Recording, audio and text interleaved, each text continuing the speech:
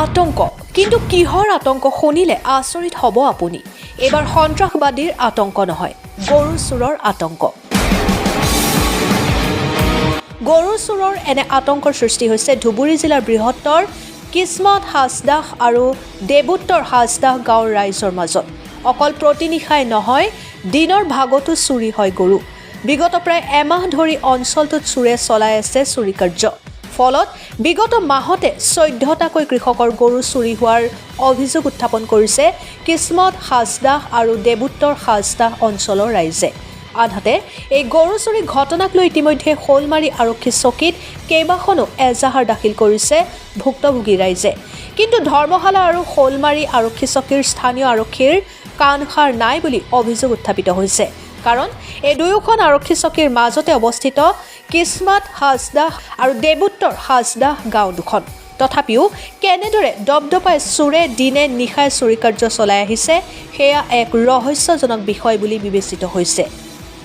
ইপিনে এই চুৰি কাৰ্যৰ ঘটনাক লৈ হাইলা মন্দিৰৰ প্ৰাংগণত এক সজাগতা সৃষ্টিৰ বাবে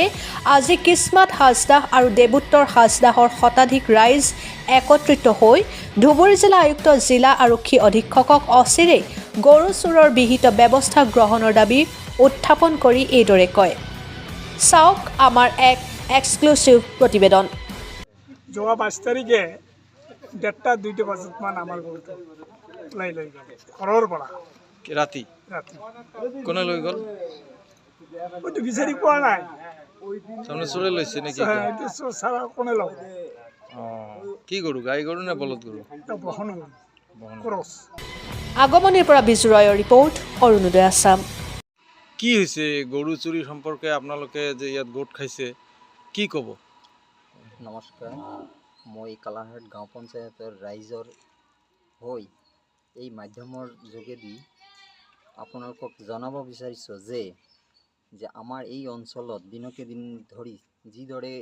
গৰু চোৰ উৎপাত বৃদ্ধি পাইছে এনেদৰে বৃদ্ধি পাই থাকিলে আমি আৰু জীয়াই থাকিব নোৱাৰিম গতিকে আমি এই বিষয়ে পুলিচ প্ৰশাসন বিষয়ক অৱগত কৰিছোঁ আমি নিজেও চেষ্টা কৰিছোঁ যে চোৰক কৰায়ত্ব কৰিবলৈ কিন্তু পোৱা নাই গতিকে এই মাধ্যমৰ জৰিয়তে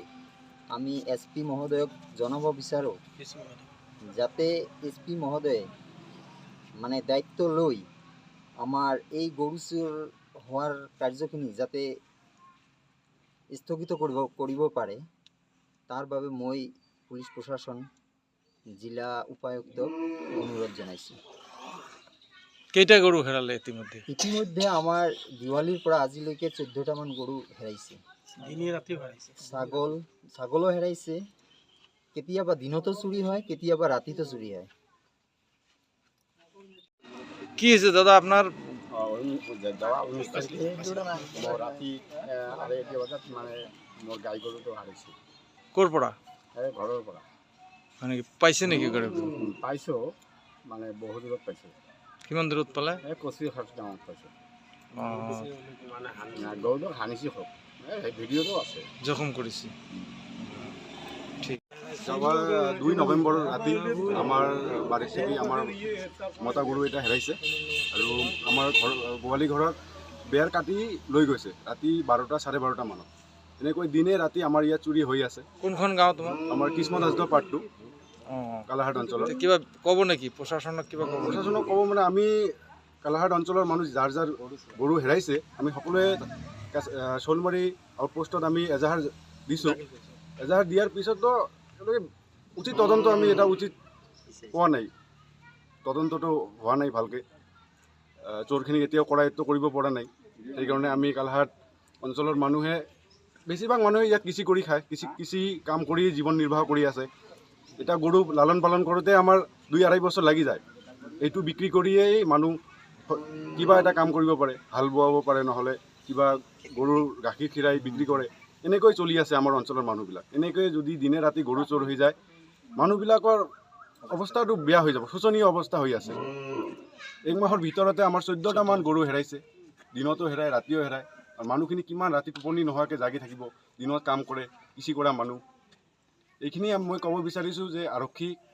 ধুবুৰী জিলাৰ উপায়ুক্ত আৰক্ষী অধীক্ষক আৰু লগতে আমাৰ ধৰ্মশালা আউটপোষ্ট কাছাৰীহাট আউটপোষ্টক জনাব বিচাৰিছোঁ যাতে তেওঁলোকে উচিত তদন্ত কৰিব লাগে।